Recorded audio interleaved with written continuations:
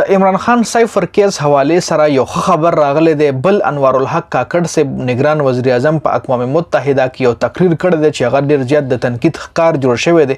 د نمخ کې عمران خان چې کوم په اقوام متحده کې تقریر کړو نو هغه تقریر بیخي د پاکستان میډیا د تاریخ نه غیب کړی دی. د پاکستان میډیا چې کومه د هغې یو بل منافقت هم نن ښکاره شوی دی.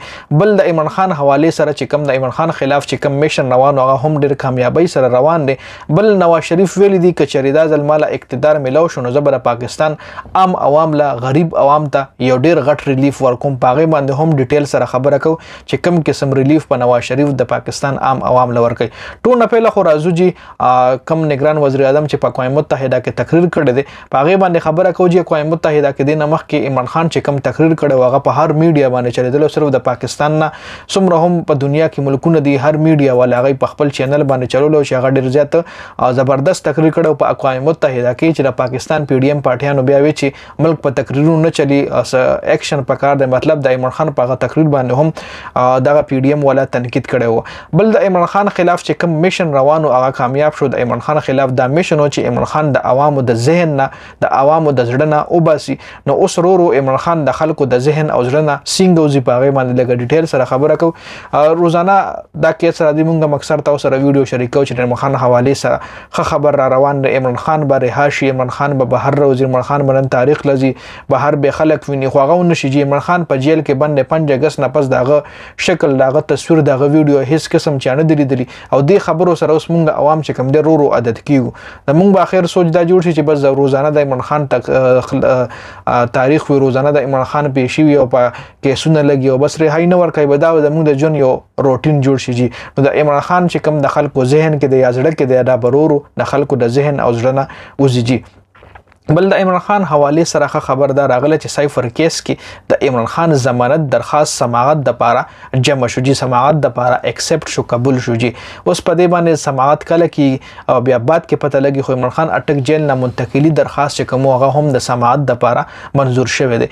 بل نواز شریف ویلي که چریدا ځل زه اقتدار مال په لاسو باندې راغو نو زه به عام عوام ته ډیر غټ ریلیف ورکوم. د هغه نواز شریف ته جیته دی. نواز شریف په سعودي عرب کې ډیر غټ میلیون دی او په دغه میلیونو باندې پاکستاني بيخي الاود هم ده، په گیټ باندې انټری هم الاود ده. جاب او یا نوکری کول په دغه ملک کې خوري لوی خبر ده جی.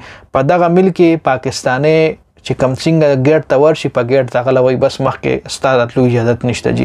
جاب خو ډېر لوی خبره ده. هغه نواز شریف ته چې د وسوي زبا د پاکستان عوام د ریلیف ورکوم، د پاکستان عوام له ریلیف ورک په دغه خپل فیکټریانو کې ولا جابونه ورکړه به هر ملک لري چې کم میلیونه دي. دنه علاوه تعالی خو سوزله حکومت ملو شوی د اوس تیر شوی 14 میاشتې حکومت چې کومونو تا کم عوامو د ریلیف ورکو.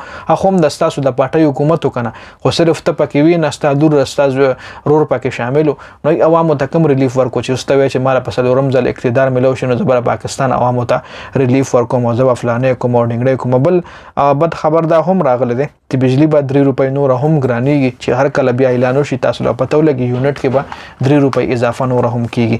بل میډیا نن یو بل منافقت کړي چې پاغه باندې هم لګه خبره کو. تاسو له معلومه چې اقوام متحده کې سټیم انوار الحق کاکړ صاحب تقریر کولو نو هغه تقریر دوران کې یو پټه چلیدا چې هغه کې د پاکستان تاریخ خولو چې د پاکستان دا وزیر اعظم په دې ورځ تل اقوام متحده کې واغه داسې تقریر کړو څومره ټایم تقریر کړو. مطلب یو شارټ غونډه ډیټیل خلو دغه تقریر هم چلی دو سایډ لبا پکې هغه معلومات هم شیر کړو.